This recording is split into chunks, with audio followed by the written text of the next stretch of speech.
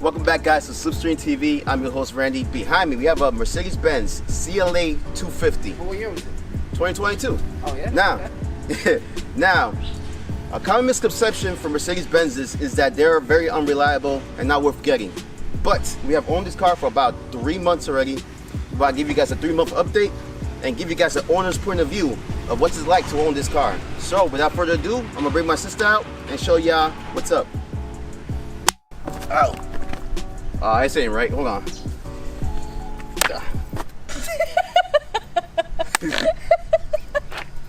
Alright, yeah. Why you snort? Hi, guys. Alright. So. I'm sorry. Okay. Oh, Yeah. Alright, guys. She's the real owner of this car. Say hi, Priscilla. Hi. Whenever somebody reviews a car, I feel like you won't get the real gist of a car by just spending an hour with a car. You actually must spend like more than 2 months with it to actually know what's up. So we have an owner right here. She'll give you guys what she likes about the car, what she doesn't like about the car, and yeah, let's get to it. So first things first, why do you choose this car? Ever since I was little, wanted a really nice car. So I decided that the car for me would be a Mercedes. So yeah, I got a Mercedes, and this is the one. Okay, so how much you pay all in all for the car? It was $42,000. How do you feel about that? It's expensive, but it's worth it. All right. So let's start off with what are some things you like about the car so far in your 3 months of driving it? All right, so my favorite thing has to be number one is the way it drives. It's like you're driving on a cloud. It's so smooth. I feel like words can't even describe how smooth it is until like you drive it yourself. See, that's another thing that I feel like was good about this car, and it actually surprised me as well as a reviewer. When I first hopped into this car, it felt very, very smooth. I've driven a lot of, expensive cars and, cheap cars as well and luxury cars, and this one is the smoothest by far. Suspension-wise, the way it drives and everything is top-notch. So I do give it that. I do agree with you with that. What's another thing you like about this car? The interior, the dashboard, and the LED lights inside, it's just so bougie. It's perfect for like pictures and stuff. It's like the best thing ever. I know it's not like, technical, but it's really nice. I agree with you on that aspect as well. When I first hopped into this Mercedes, I mentioned it before, I hopped into a different Mercedes-Benz, like an older one, a 2019 version, and I was left underwhelmed because I was expecting too much for that car. The brand Mercedes, you expect something, top class. I was underwhelmed, but when I hopped into this one, I was pretty much blown away. Like, even though it's a entry-level Mercedes-Benz, they showed it a lot of love, and the LED lights is very bougie. I like it. I love it. So, what's another thing? Oh, another thing would be the radio system. The speakers, you can bump so much music. It's a vibe, literally a vibe. Again, I agree with you on that front as well. You can bump whatever Bad Bunny tracks you like. It sounds really good in there. Especially if you're going to a club. Oh yeah. When you're driving to a club or whatever. It's a vibe It's with a vibe. the With LED lights. Oh, Yep. yeah. So, what are some things you don't like about the car? No car is perfect. And mind you, Yeah. disclaimer, just because we don't like certain areas about this car does not mean that we hate this car, all right? There's not a lot of things that I don't like about this car, but I will say, I feel like since it is so expensive, the adjustment of the car, like the seat, Yeah. it's not like electric. It's like you have to turn a knob, and it's like, why is there a knob? Like a 1970s look. Exactly. It's like, why isn't there a button for me to like push my seat forward, or like I have to pull a lever? It's ridiculous. But other than that, I feel like it's all right. I have a couple negatives for your car. All right, relax. I still like it though, all right? But I do have a couple negatives, all right? First off is the, again, like you said, the levers or whatever, but that could be fixed because that is actually an option for the car. So you can option up and you can get the power seats and all that. That could be fixed, whatever, that's fine. For me, one thing that I noticed while cleaning your car is the welding of the trunk and the hood. It's like, I'm not sure if you know what welding is, but but I'll show you in the B-roll. But in the welding, it feels like they were rushing to like get this car put together. It could be a little bit neater. And I feel like also for your trunk, even though it does pop pop up with a lot of pressure. I do like that, but I just kind of worry long term if, say for example, one of the struts, they end up breaking. You have this little much space between the trunk and the windshield. I feel like if that shatters, it's gonna be an expensive fix. All right, because the shape of the car and everything, it's not a boxy car. It's very curvaceous. You know, so the windows itself gotta be curvy as well. So another thing that was a negative for me is the DCT. Right, it's very smooth.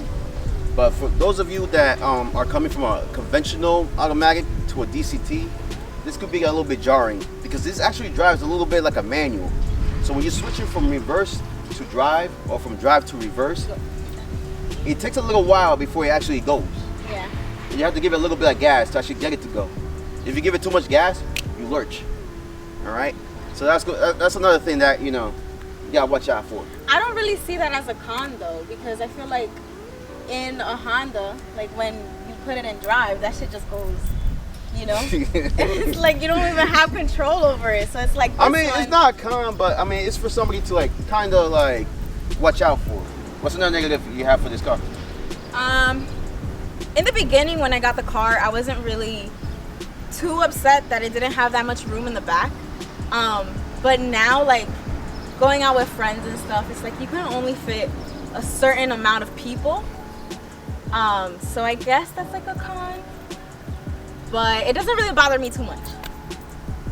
Yeah, it doesn't really bother me too much as well. I mean, I use this car here and there, and I'm always by myself anyway, so them back seats is just extra. Yeah, they're extra for me. So anyway, we're gonna take a tour of this car, show you guys like how she's held up for the 2 months, even though it hasn't really been like it's been 3 months, right?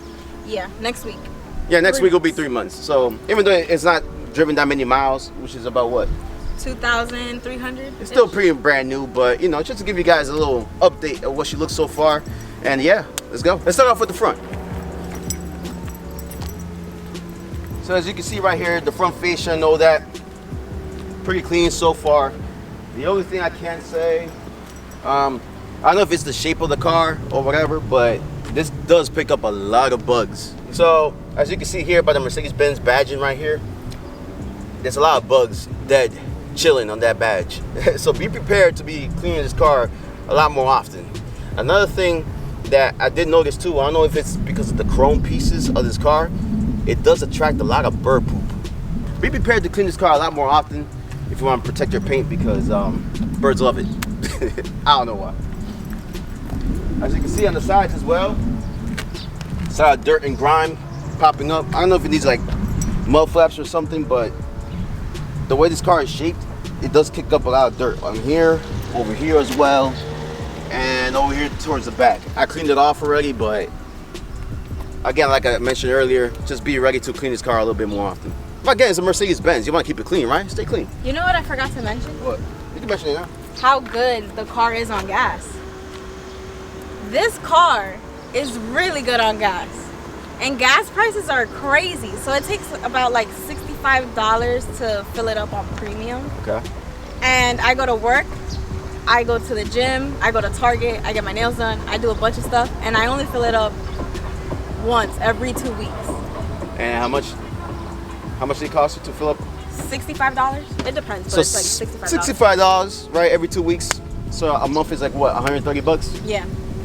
Pretty cheap.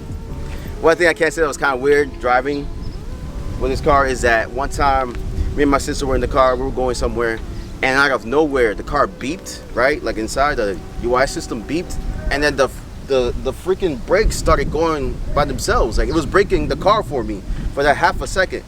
It's like it detected something somewhere, and then it thought I was gonna run it over, and it started braking. Like that was really weird. It never happened again, but that's the only hiccup I would say that happened with this car. But other than that, everything has been immaculate. If you climb inside, as you can see here, leathers and all that, still intact, still good, still looks beautiful. So guys, yeah, that's pretty much it for the negatives and positives of this car.